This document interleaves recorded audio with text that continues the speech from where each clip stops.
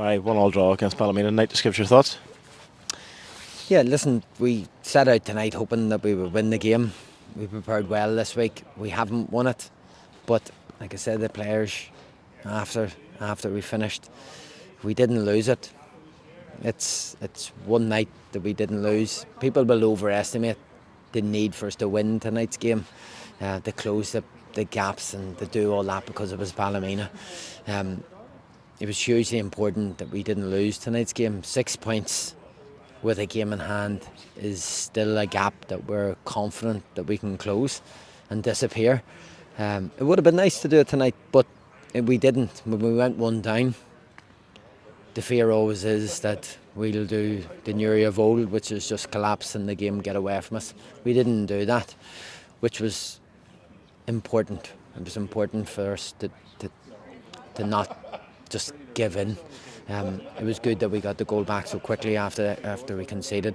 And you're saying the game panned itself out like two teams bottom of the table. And that's no disrespect to us or to Ballymena in any fashion. It was too edgy. It was too closed. It was too, I don't want to lose anything and you don't want to lose anything. But we go again Tuesday. We take the positives from tonight.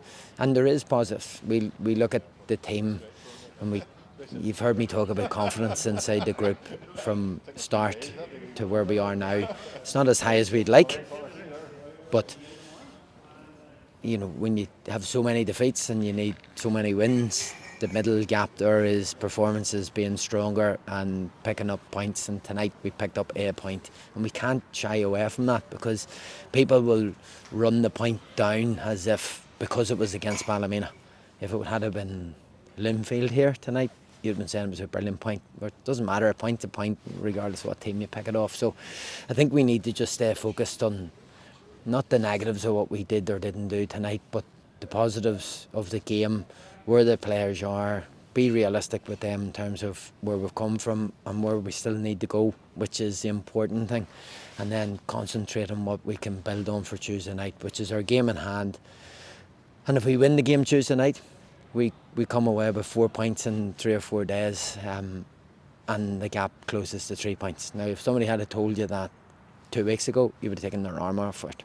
That's still in our gift. That's still in our hands, our own hands, to try and go and do that. And that's where we're really focusing the players at this minute in time, because that's all that matters.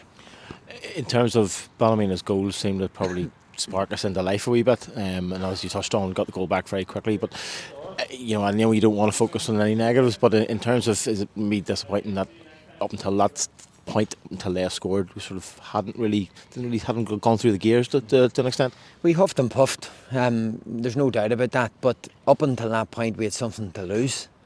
You know, when you concede in that type of game, you've nothing to lose all of a sudden. So that is exactly what I'm talking about in confidence levels. That's not a training exercise. It's not a coaching tactic. It's a factual statement of where we are at this minute as a team.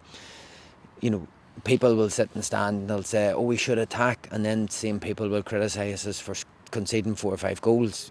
We have conceded the most goals in the league by a country mile. We have scored the least. You can't increase your goal scoring until you decrease your goals conceded, and you can't do the same thing, both things at the same time. So we have to start somewhere. We've conceded 1 goal tonight, which was a soft goal and a mistake by us, and you're saying outside that, you know, it's been good. Some of the opposition, the higher teams that we've played since January, we've done the same thing, and we know we need to, you know, continue to do more in the final third. We know that, but like I said at the start, we have priorities that we need to address straight away. Not everybody will like them priorities, players included, but we have to start somewhere. If we start the front side of the pitch, you'll get hammered in the backside. If we start the backside, you get hammered up top. So we're trying to find the balance now of coming out of our structural stuff that we've been working really hard on, and trying to see, can we transpire that with a steady and consistent team that will help us on the top side of the pitch. So there was some very small green shoots tonight, and I don't expect anyone outside the fence to see that or to go into that much detail and see it. But there has been. But like I said, the players inside, we've inherited a group that is far from where they'd like to be. we've inherited a group of players that are as far away from the level of fitness that I would like for them to play the style of play that we need here. We can't change any of that. That's just where we are. And what we do need to change will take a wee while, and it'll take games. We can get on the training pitch and we can do 50 sessions a week.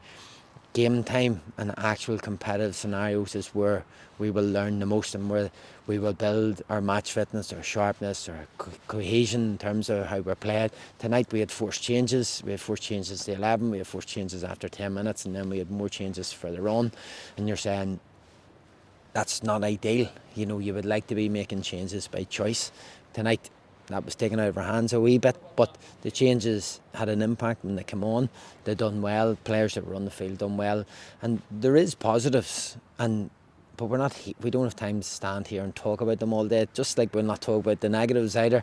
Our job now is to get in training on Sunday again and focus for the match on Tuesday night, which is our game in hand and a game that we believe we can win. And just lastly, you touched on there sort of enforced changes. Obviously, Stephen Ball had to come off injured early on. You've Kieran O'Connor returning from suspension for Tuesday night. I think Liam Bagnall will pick up another yellow, might be out for Tuesday night. In terms of Stephen Ball and players that you're able to bring back in, do you think will there be a chance Stephen Ball will be available for? We hope so, yeah. We took our chances with Stephen tonight in a very structured fashion.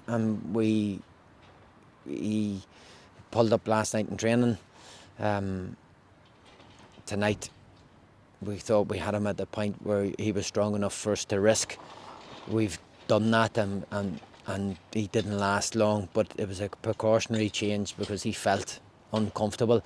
It's not that he's any worse than he was yesterday, so we have a few days now to reassess and rebuild, and then we'll see what happens for Tuesday night. We know we need our strongest players on the pitch in these games. That's why we made that decision tonight. Didn't work out for us, but we haven't made ourselves any worse. For the players who's coming back, Gaz is coming back now after 3-game suspension, which is beneficial for us because he's a top-end player.